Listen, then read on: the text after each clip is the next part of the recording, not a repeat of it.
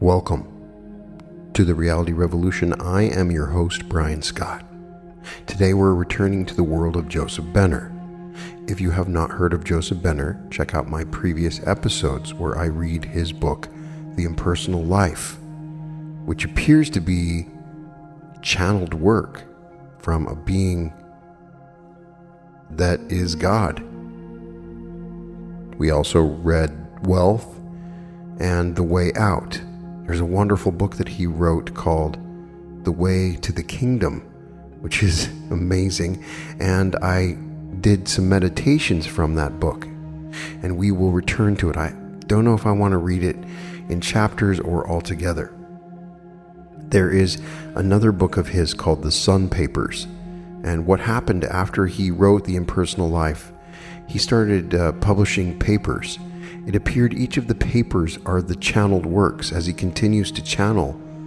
And so each paper dealt with a different topic. It's very, very much like a lecture. So I was going to go over these papers individually.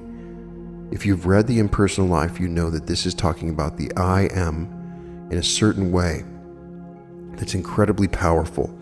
And Joseph Benner was a great author, and in many ways was much more esoteric than you realize when you read his earlier works. A lot of these papers, in the Sun Papers, there is a sum total, I think, of 33 of them, are incredibly informative and expand on the I am consciousness and channelings that he was originally doing. All of these teachings are amazing, and I'm still surprised I had not heard of them, but there's one called The Seven Spirits Before the Throne that I wanted to start with. I thought it would be fun to share. The Seven Spirits Before the Throne by Joseph Benner. In the last two papers, using the law of analogy, as above, so below, and as above, so above, we showed you from the standpoint of consciousness, the consciousness of your spiritual self, how everything that appears to your mortal mind is but an idea or center of consciousness, a center of force, an expression of the one mind. We also showed that it is only the separate human mind, in its attempt to understand and interpret such ideas pressing from within, that builds in its consciousness forms, organs, and organisms to house and confine the forces of these ideas, not knowing that such forces, forms, organs, and organisms exist in its consciousness as mental pictures and have no actual reality except as symbols of the ideas they hide. You have seen how the mind has outpictured itself certain centers of its own consciousness, faculties, and qualities of the soul as different organs and parts making up the physical body in its effort to express the life force pushing forth from within. You've also seen how it is pictured the great centers of cosmic forces, expressing through what is called the planet Earth. And now we will conclude this series of explanations of the relationships of things that appear to the spiritual realities, expressing through them by considering for a while what is our solar system and the different cosmic forces that comprise it. We will, of course, start with the sun, for what we have said about the earth and the divine being manifesting as the physical planet that is our terrestrial home. You can see now that the sun must be the symbol of the wondrous being who is the Father God and ruler of all things, appearing to dwell within the confines of our world system. That would mean that the 7 planets now admitted as belonging to our solar system, Mercury, Venus, Earth, Mars, Jupiter, Saturn, and Uranus, named in the order of their supposed proximity to the Sun, Mercury being the nearest to it, and Uranus the farthest away, and all said to be revolving around the sun, would also be divine beings, having some very mystical relation to the Father God and to each other. We will consider the sun and the solar system first as the grand man in whom the whole system and all in it live, move, and have their being. For you must remember that as all is consciousness, it is in God's, this great being's consciousness, that all exist. Each individual thing from atom to planet being an idea or center of his consciousness. As the so-called planets are the greatest and therefore the chief centers of that consciousness, they must be similar to the chief centers of man's consciousness. The brain or thinking center, the heart or emotional center, the solar plexus or life center, and the generative organs or creative center, including the three higher functional centers of the mind, which we will indicate later. We might say that Mercury represents the thinking faculty of God's consciousness, Venus, the emotional quality, Earth, the life center, Mars, the creative faculty, Jupiter, the religious or devotional quality, Saturn, the testing, restraining, disciplining, purifying, perfecting qualities, and Uranus, the uniting, freeing, all-seeing and all-knowing faculties. For as God includes within himself all faculties, qualities, and powers, as well as all life, so must these work through forces or agencies of his own nature. And as the whole solar system is but the expression of his nature or being, then all the forces operating in our solar system must be under the direction of those great faculties of his consciousness, represented outwardly as the 7 planets mentioned, but now known inwardly to be divine beings, and who are actually the 7 spirits before the thrones of God.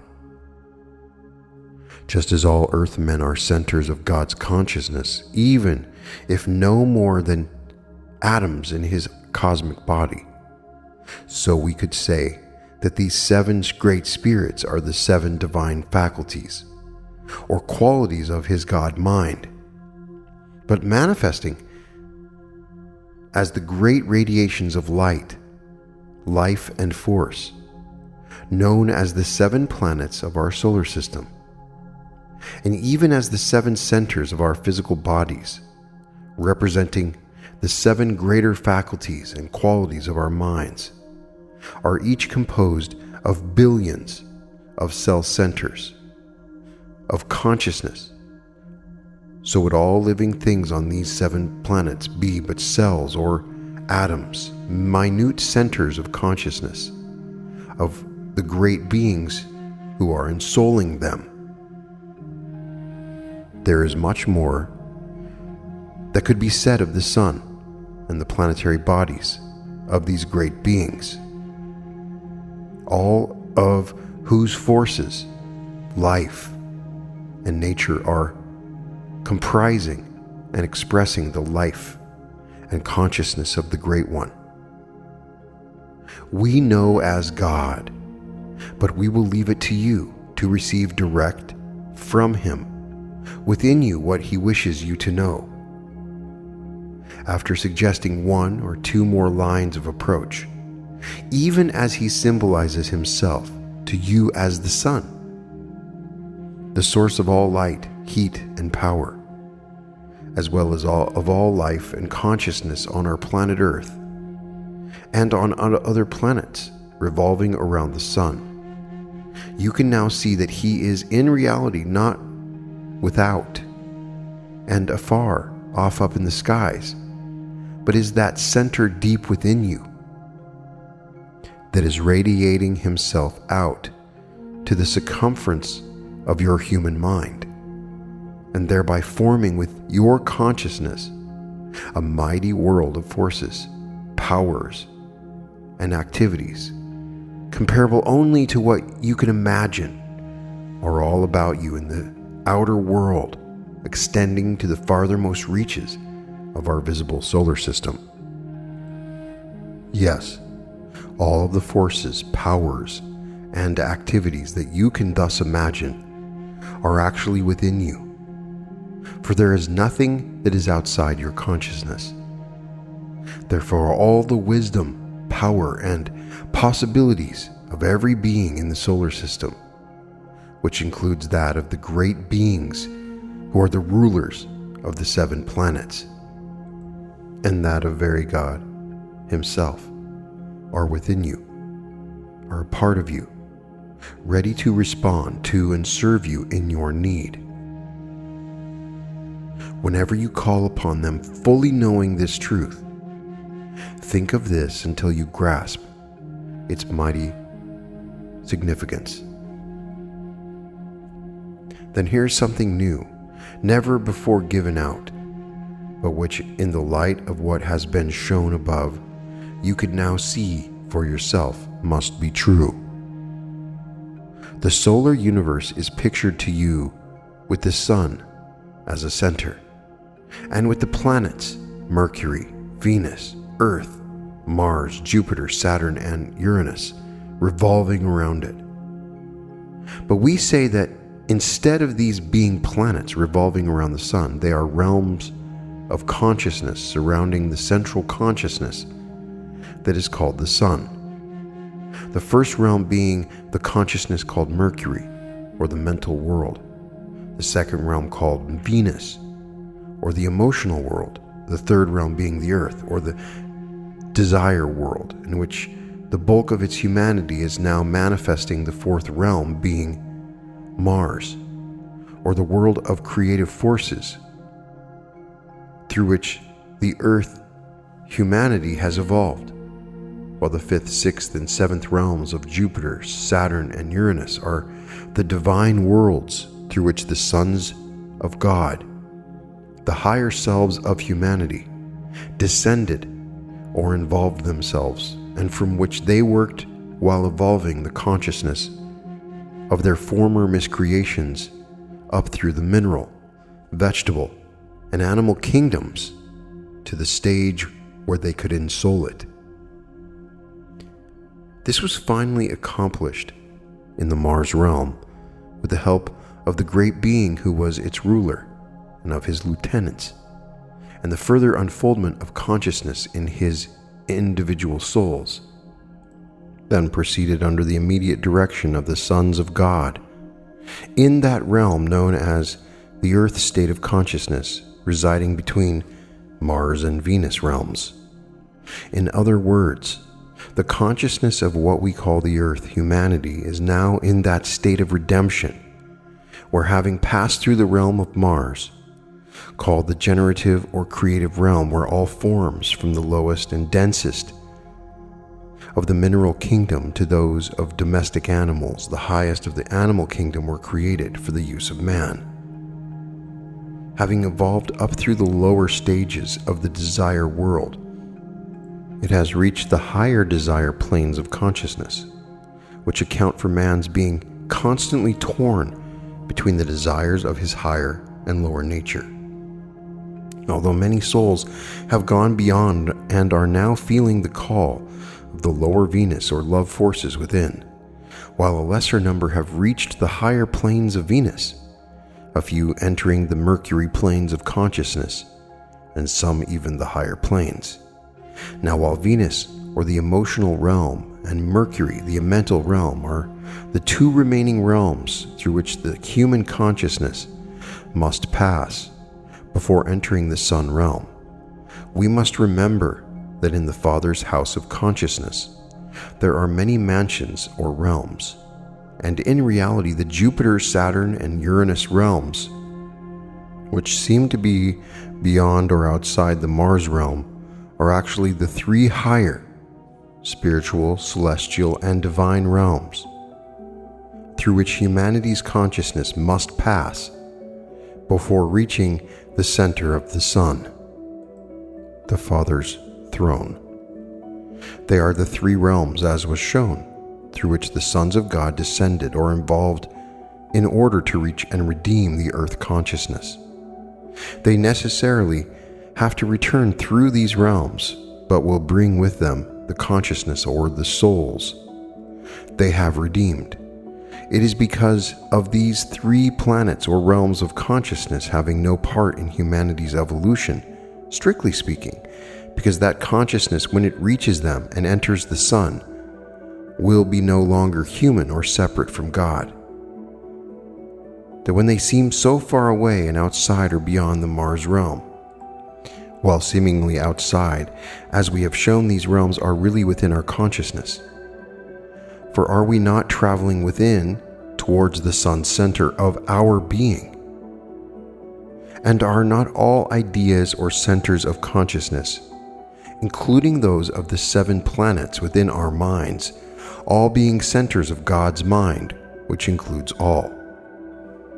What we principally want you to see is that we are still contacting and strongly influenced by the Mars realm, by its being next to the Earth realm on its outer side, while we are approaching the Venus realm on our inward journey.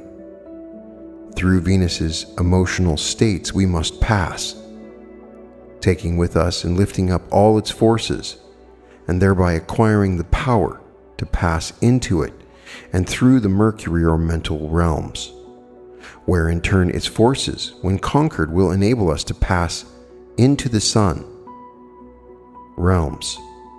But all this time we are being aided by the Jupiter, Saturn, and Uranus forces brought to us by our higher selves, the sons of God in their descent to us from the sun center of our being through these 3 realms, and whose forces are always available for our use. In other words, in order to impress it more strongly on your mind, we will repeat: the sun center is within you, is the innermost center of your consciousness, and is not that sun up in the sky that you think is the visible center of the solar system. And every star and planet, including Earth, and all on it, as well as every other concept of your mind, are within your consciousness in realms reaching from the physical, the outermost, through an infinity of states of mind, soul, and spirit to the sun itself, and then to the very throne of God, the innermost center of your being. Think this over until you grasp it. We have been trying to picture to you the most difficult thing possible, to make consciousness and forces appear to you as they are, and not what the human mind has been taught to believe them to be. In order to comprehend and accept what we have shown, you naturally will have to cast aside all former beliefs about the form and material side of planets, men, animals, etc., and try to view them as forces, the activities of consciousness deep within your own being. For all are actually in evidence, they're hidden within your mind, somewhere in the vast world of its consciousness, but always waiting and eager to come forth and serve you. Let us recapitulate. The sons of God, who were responsible for our consciousness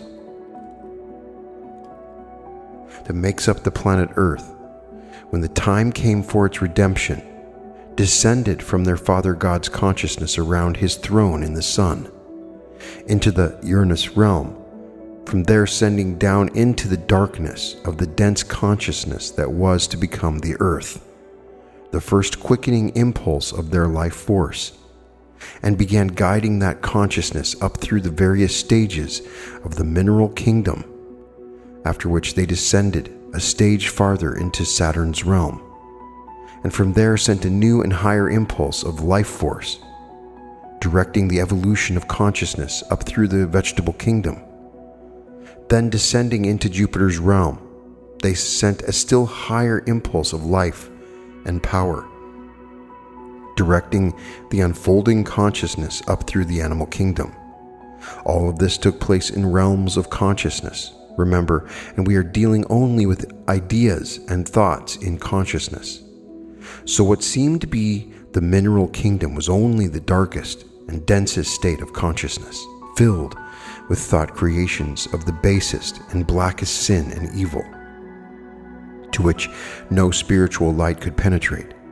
In the vegetable stage of consciousness, the higher quickening impulse stimulated the life force therein to such effect that instinct was aroused, the first sign of awakening life, in its reaction and endeavor to respond to and reach out for the light.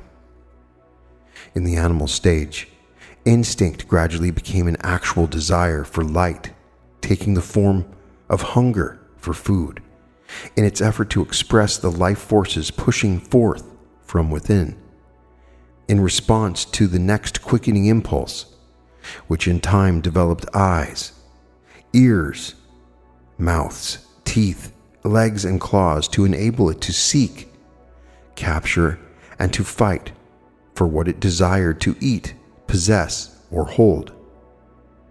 All these reactions of the desire forces of a consciousness developed what are called animal characteristics, which to the human mind outpictured themselves as actual animals. But the only animals that ever existed are the animal forces of desire that were in long forgotten lives allowed to rule without restraint. The yielding to these forces and then later learning their harmful effects and trying to free itself from them caused the mind to picture them in a consciousness as the animals we know today. All of that lower stage consciousness, before it was incorporated in the human soul, was acquired in the Mars realm, and consciousness is now engaged in freeing itself from the desires of the human nature. Still largely animal, it is true, but more refined, as it were, and which will always influence until the mind learns to rule both emotions and desire. From all this, you will learn that man is actually a god, a solar system in miniature, and formed in the image and likeness of God. You will also learn that man, therefore, is of course not flesh and blood, but is pure consciousness or spirit, a center of God's mind linked up with mighty forces that are waiting to lift him out of his limited consciousness into realms far beyond his mortal comprehension. These forces are his forces, for they are within him.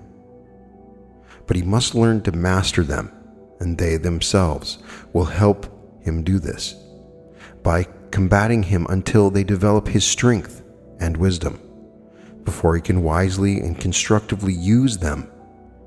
When he can do this, he becomes more than man, for then he enters the realm where they dwell as Lord and Conqueror, and they gladly become his servants. From this you can see that you need not stay down in the selfish desire realms of earth with the rest of humanity any longer than you wish, knowing the truth about yourself.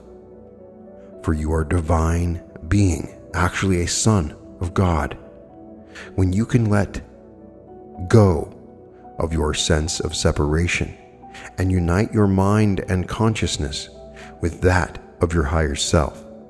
Therefore, the time will come when you can easily enter the Venus, Mercury, or even Sun realms of consciousness at will. For when the light of true understanding is yours, the light of the one who is the real you, you actually are in the Son and of the Son and the Son of God.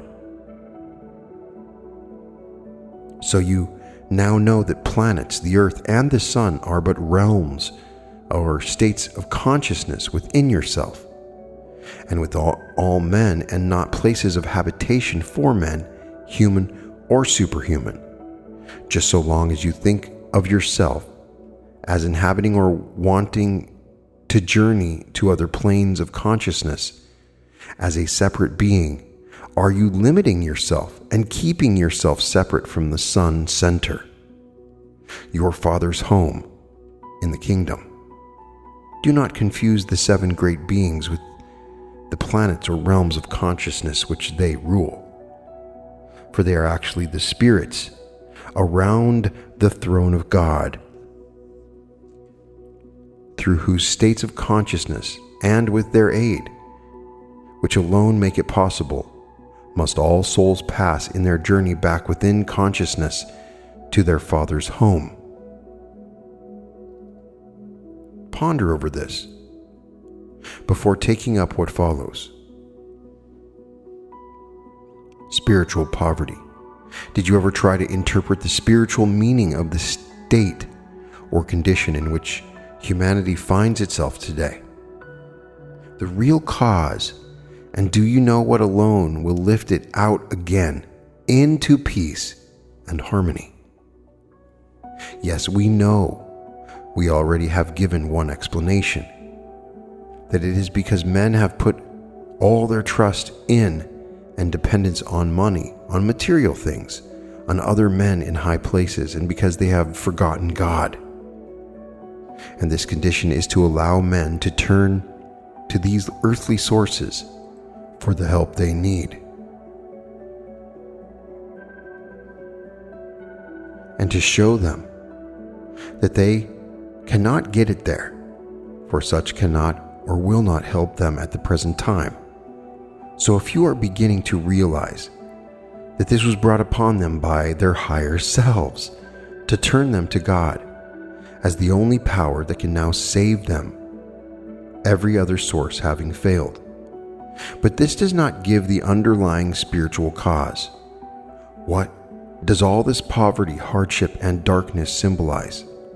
Let us try to explain. In order to do so, we will illustrate with a letter from a dear one who was being taught the meaning of it, but who did not understand and wrote to us for an explanation. A few days before Christmas, 1932, my husband, my brother, and I were in Los Angeles, walking up 7th Street. As we neared the corner of 7th and Flower Street, I became very nervous and tired. The invisible holiness of persons was very strong about me, almost getting the best of me. We were to part at the corner. When we reached it, I looked to the left. A tall, thin man, very gentlemanly, was standing with his hat in his hand, begging. The sight of him filled me with an agony of pity. I exclaimed, "Oh, Hugh, look, that poor old man. Do give him something." He turned to look, at once acted on my suggestion. I was left standing but shaking beside my brother Henry. I was fumbling for a coin in my bag when the thought came to me. I have already given on Broadway, so has Hugh. Henry has nothing to give. We are his only support, he being long out of work. Give to him so he can give. I at once passed the money to him, saying, "You give it to him, dear." I was then alone, and looking across the street, I saw another beggar, and on the far corner, still another. My knees seemed as if they would not hold me. A taunting voice was saying, "You give, and see what a holy thing you will witness." I was afraid of this invisible holiness. I could not obey that voice. It seemed to be jeering and pushing me. Oh, what was I to do? There were too many beggars. The condition was entirely beyond me, flashed through my mind. Oh, I must overcome this awful terror. The thing must stop.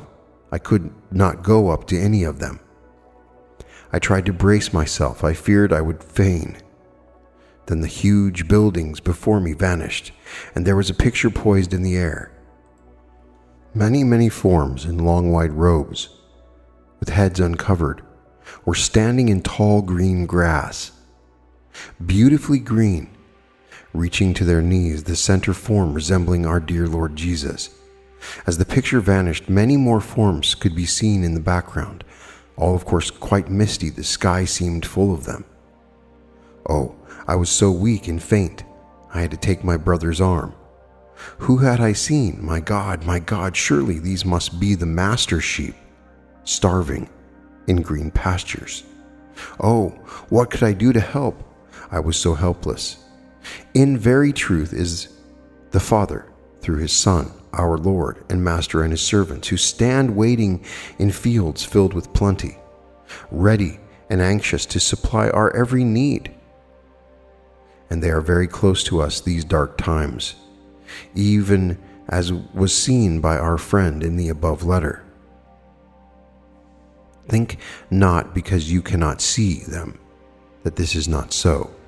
We must lift our minds and hearts to them, or we cannot see and reach them, or they us.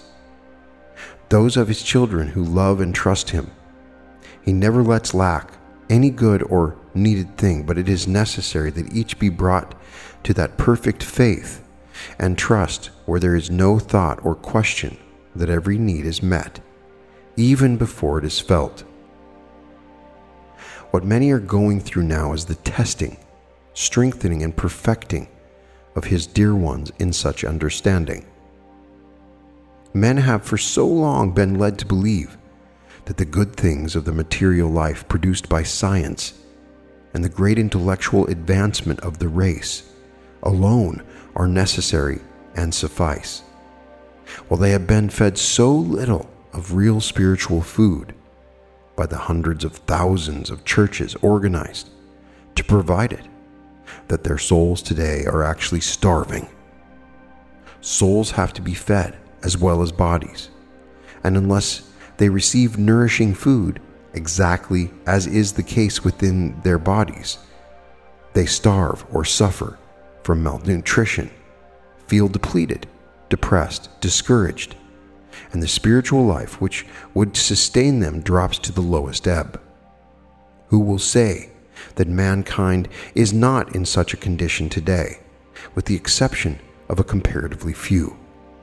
We showed you in the first article herein where the bulk of humanity is at its present stage of evolution on the higher desire planes of the earth realm. But we see that all men are now going through a most trying period, where the forces of light connected with their higher natures are preparing to free them from the darkness of their lower animal natures that would engulf them and prevent their taking the new step forward in evolution that awaits those who are ready. And there are a goodly number who are to be lifted entirely out of the darkness into the light of pure spirit, while all humanity will be advanced one stage farther toward the Venus realm of consciousness. That is what the great number of our brothers of light, seen by our friend above, mentioned and by many others, are waiting for those who show any signs of seeking spiritual help.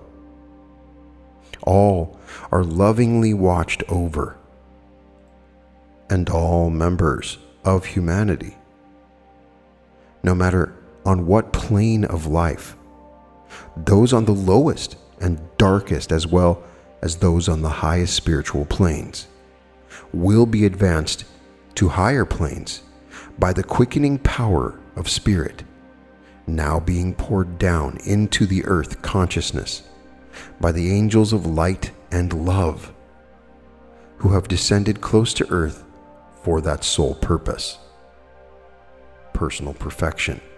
Because physical health and perfection are so much desired and sought after, we wish to present a few thoughts for your consideration. At the same time, and for the same reason, because of their close connection, can be considered the desire for physical comfort and the good things of life, all consequent upon the possession of plenty of money.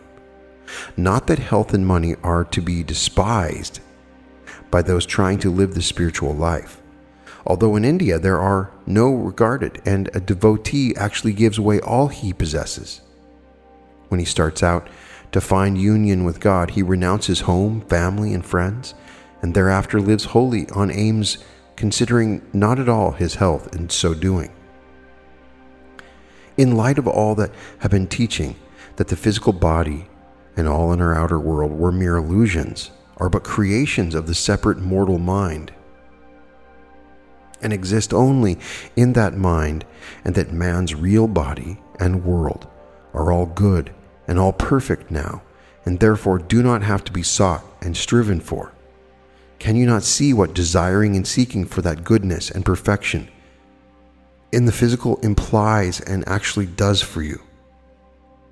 Think, you who are seeking union with your higher self, and at the same time are desiring freedom from that weakness or inharmony of the flesh, and from that condition of lack and limitation that is holding you back from the peace and harmony you crave.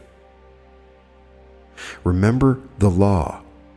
Whatever you think and hold in your consciousness as being so out manifests itself.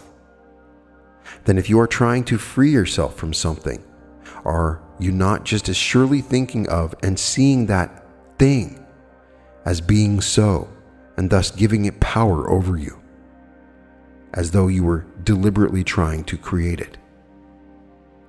What is wrong then? And how can you be free from ill health and the limited conditions which you are compelled to endure at the present time, despite your earnest prayers and desire for deliverance from them? It seems almost impossible of a solution, does it not? But there is a solution, and you have been shown it time and time again. It is only you who have made health and money such a serious problem, that you have chronic ill health and find money evading your constant efforts to secure it, that we are talking to now. We have hundreds of such writing us who need to see this great truth and learn the lesson we will try to make plain herein. Health of body can only come from harmony of mind. Harmony of mind can only come from knowing the truth. And knowing the truth can only come from letting go with your mind and allowing the truth to penetrate beneath the surface of mind into the soul, your true consciousness, where alone it lives and causes you to express and act the truth.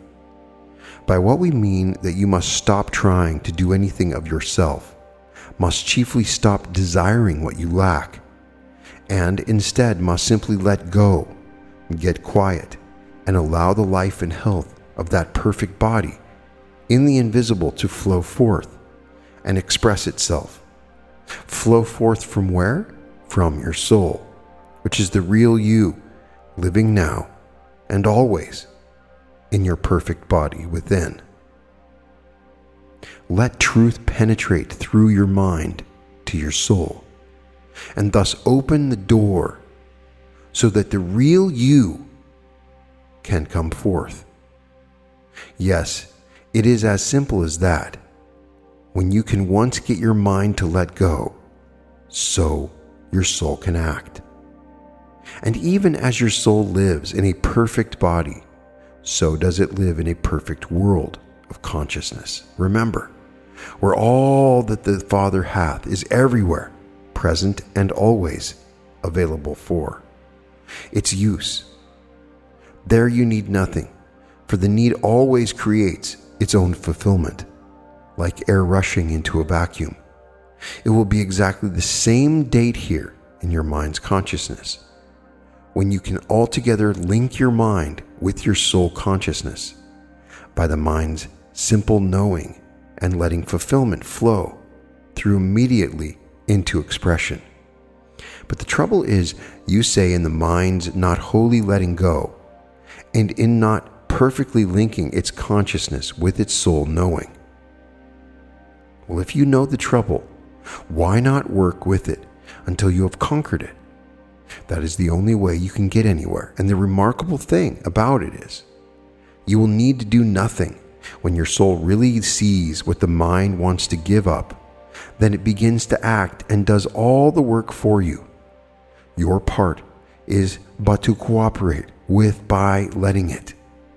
From all this, you can see how foolish it is to desire anything in order to possess it physically or personally.